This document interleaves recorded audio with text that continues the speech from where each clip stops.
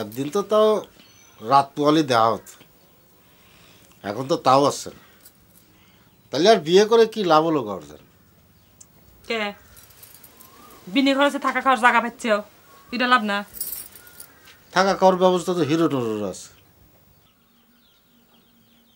তুমি কি নিজে হিরো নুরুর চাইতে বড় হওয়া ধরেছ? কে চোরের সর্দারের ভাইরা হয়ে গেছে তাই? দেখো গার্জেন, অপমানের একটা সীমা থাকা উচিত। তুমি আমার হিরো নুরুর সাথে তুলনা দিচ্ছাও। তার জন্য তুমি রাগ হচ্ছে কে? এ কথা শুনি রাগ হওয়ার কথা তো হিরো নুরুর, কারণ উগারের চেহারা শুরুতের দিক তার একটু পাকান যায়।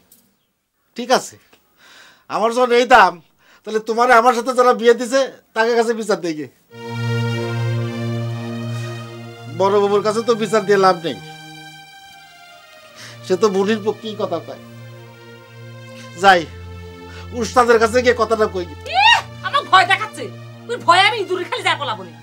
যা যা উস্তাদের কাছে ককা, নাহলে কোর্টে যা কেস করে কা, যা ইচ্ছে তাই করে যা। আমি মরতেছি বলে আমার বুনির চিনতে আর ওই সে স্বামীগিরি বলাবি।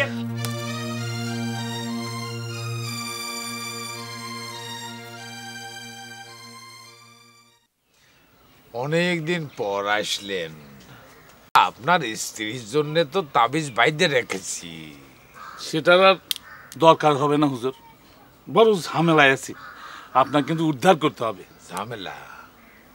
আপনারা দারোগা সাহেব, আপনাদের আবার ঝামেলা কিসের? সব মুশকিল আসানের চাবি তো আপনাদের কাছে।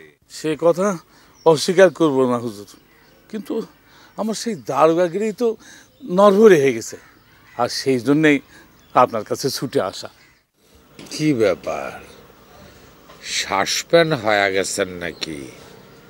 আপনার কাছে খবর ঠিকই পৌঁছে গেছে হুজুর, সেই জন্যই তো করছি উদ্ধার করেন হুজুর।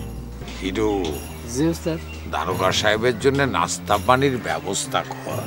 জি। তো আজ তো খাইতে কোনো অসুবিধা নাই? না না, কোনো অসুবিধা নেই, ভাত খেতেও কোনো অসুবিধা নেই।